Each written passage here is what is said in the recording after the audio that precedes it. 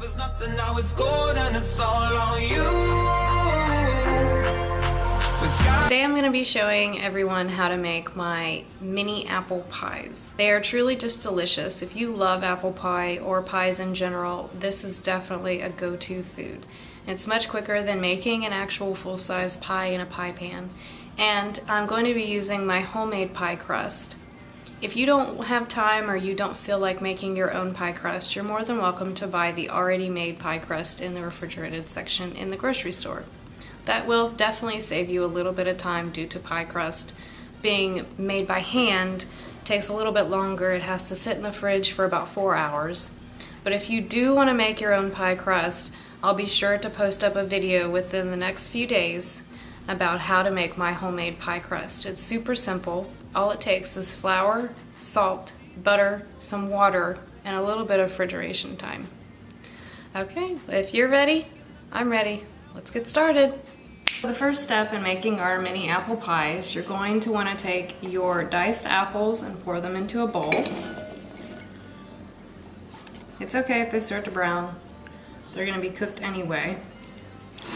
We're going to set that aside. We're going to take our sugar. We're going to add our cinnamon and our nutmeg to that. It's easier to mix the cinnamon, sugar, and nutmeg together before you add them to the apples, because that way you get it incorporated on all the apples. You won't have some that only have cinnamon and nutmeg and some that don't have cinnamon and nutmeg. So I'm going to go ahead and get this mixed up. You know, try to eliminate any giant cubes of sugar. It's going to get cooked on the stove. And I have found that making this apple pie filling, the way that, you know, you cook it on the stove versus just putting the apples into the pie crust, it actually gives you a much thicker pie filling, whereas just, you know, dumping the stuff on top of the apples inside the pie crust gives you more of a juicy filling, whereas this one's thicker, and I love that. Okay, so once we get that all mixed up, we're going to want to take our apples, our lemon juice. You're going to want to pour the lemon juice over the apples, like so. Then we're going to take our sugar mix, and we're going to pour that over the apples. And you're going to want to use a slotted spoon or any spoon. I have a slotted one here today. We're going to mix the apples and the sugar, cinnamon, and nutmeg and lemon juice together. What the lemon juice does is help the apples expel some of their juices, and it helps keep them tasting fresh longer. So you want to make sure that you get all the apples covered in the cinnamon, sugar, and lemon. Once you have this done, you're going to need to take your butter and get a pan. Turn your pan onto medium-high heat, and we're going to melt the butter in the pan. So here we go. Now that you have your butter melted on a medium heat, you're going to want to add your apple mixture to that. Let it cook for about 2 minutes or until all the sugar dissolves, where you can't see any little sugar pieces anymore. After about 2 minutes, you're going to want to reduce the heat to low. Let it simmer. It's going to need to simmer for about 7 minutes. When it's done simmering, we're going to drain the juices from the apples, and we are going to set the apples aside in a bowl. We're going to put the juices that we just drained out into the pan, and then we're going to cook that for about on medium heat. You're going to want to turn the heat back up to medium heat. Cook the juices for 10 minutes. Then you're going to want to pour the juices back into the bowl that you have your apples into and let that cool completely. Then when that's done, we'll be on to the next step. Now that we have our apples simmered for 7 minutes, what we're going to do is we're going to take the juices that we have drained from the apples, we're going to put it back into our pan, and you're going to want to bump the heat back up from a low to a medium. You're going to let this cook for 10 minutes. And what this is going to do is it's going to help this sauce that the apples will be baked in thicken. And then during the cooling process, after this is done, you add the apples back in, put it into a bowl, let it cool completely. You do not want it to be hot by the time we put it into our mini pie crust. And then during the cooling process, this is going to thicken some more. So this step right here is really important. Do not forget to do this step. You need to cook the juices for 10 minutes on a medium heat. It does not need to be covered, just cook it 10 minutes, medium heat. Add the apples, let it cool, and then we'll be ready to put it in pie crust. Now that we have our filling done, what I'm doing is I rolled out my pie crust. You are more than welcome to buy pre-made pie crust at your grocery store. It saves you a little bit of time, but I really love the homemade pie crust. And if you're feeling spunky, it gives you a little bit more of a dive into the pastry world. What I'm going to be doing to cut these out for our mini pies is I have a little glass bowl. If you don't have one of these, a cup will work just fine. All you got to do is put it down, push, and turn. And then before you know it, you will have a perfect little disc. Now this is for the top. I've already done the bottom.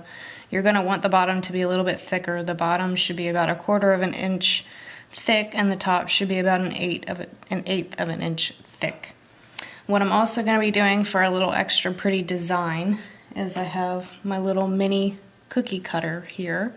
It has these pretty little designs around the outside. What we're going to do with that is we're going to lay down the disc, take the cookie cutter, put it in the middle, and cut it out. So that way your top has this beautifully elegant design on it. You know, you don't have to do this. I just do this, you know, just to give it a little bit of extra something. And that way when they cook, you can see the apples on the top too, which makes it much more prettier. So I'm going to go ahead and get all these cut out. And once they're cut out, you're going to want to put them in your refrigerator for 15 minutes. If you don't have 15 minutes, you can put them in the freezer for about 5 minutes. But you want the dough to be cold before you cook it because of the butter that we put in the pie crust. Alright, I'm going to get these done and then we'll be back. Now that our apple mixture has completely cooled, we're ready to go on to the next step. And I've already done one, so I can give you guys a good idea of what it's supposed to look like. Let me get zoomed in on it. We have put the top crust on, and I'm going to show you guys how to do this, but you use a fork to mend the bottom to the top, brush it with some egg, and sprinkle some of the cinnamon sugar on top of it. Alright, so now that I've showed you what it's supposed to look like, let's do some of them together. What you're going to need is you're going to need to be using a tablespoon measure. I usually do a full tablespoon plus a little bit more. You're going to want to dump it on there. You want to put it in the middle. And like I said, I use a little bit more because I love the apple filling. I want it, you know, I want people to get a good bite of that apple. So you want to make sure you do leave enough space around the edges so that way the top and the bottom can sit perfectly on top of each other and mend together. So now we got the apples. We're going to take one of our tops. We're going to place it onto it, kind of push it down on the sides, like so. You can even take some butter, like this. Here, I'll show you. You can even take some of the, or not the butter, the egg. Use your egg, your finger, and you put it around the edge like this. That'll help it seal a little bit more if you don't want to do the crimped edges, or if you just want it, you know, the extra safety that none of these beautiful, wonderful juices will come seeping out during the cooking process. Okay, so now we're going to take our top, put it on there, like that. Take your fork, and you're just going to push it down on the edge. And you're going to want to do it all the way around. Like I said, this just helps seal it. Seal the top to the bottom. You normally do this in a regular pie too if you're doing a top crust and a pie, a bottom crust and a top crust. So just go all the way around, all the way Doesn't have to be perfect, but when it's done baking, it will look beautiful. Now we're going to take our basting brush, we're going to dip it into our egg, and we're just going to dust it all the way around. Make sure you don't forget any spots. You don't want to drench it in the egg, but you want to get it wet enough. And what this egg is going to do is it's going to help it golden, and it's also going to help it crisp up a little bit. Now we have some cinnamon sugar. I took about 2 tablespoons of sugar and I added probably about 1/2 teaspoon of cinnamon, and I mixed it together. So you're going to take some of that and you are going to sprinkle it around the edge and even on top. You know, I do some on top too. Even though we already have the sugar and the cinnamon on the apples, it still gives you that little crunch on top. So there you have it. We have all of them filled. Now we're going to be putting them in a 425-degree oven for about 15 to 20 minutes, just until they are nice and golden brown. Now I do have some leftover apple filling. I am going to keep this. This original recipe, I only made 9 of the mini apple pies, but the recipe itself, you could get anywhere between 12 to 15 little mini pies. So you probably won't have as much apple filling left as I do, but I'm going to keep what I have left, and I'm going to make a video for you guys on how to make apple turnovers. They're really good for breakfast, they're really good for a snack or just a little sweet treat. So I'm going to go ahead and put these in a Tupperware. I'm going to put the Tupperware in the freezer. If you do have leftover apple, it can stay in the freezer and be good for up to 3 weeks in the freezer, or about a week in the fridge. There you have it. Our little mini apple pies are done cooking. You can see how they are, oh goodness gracious.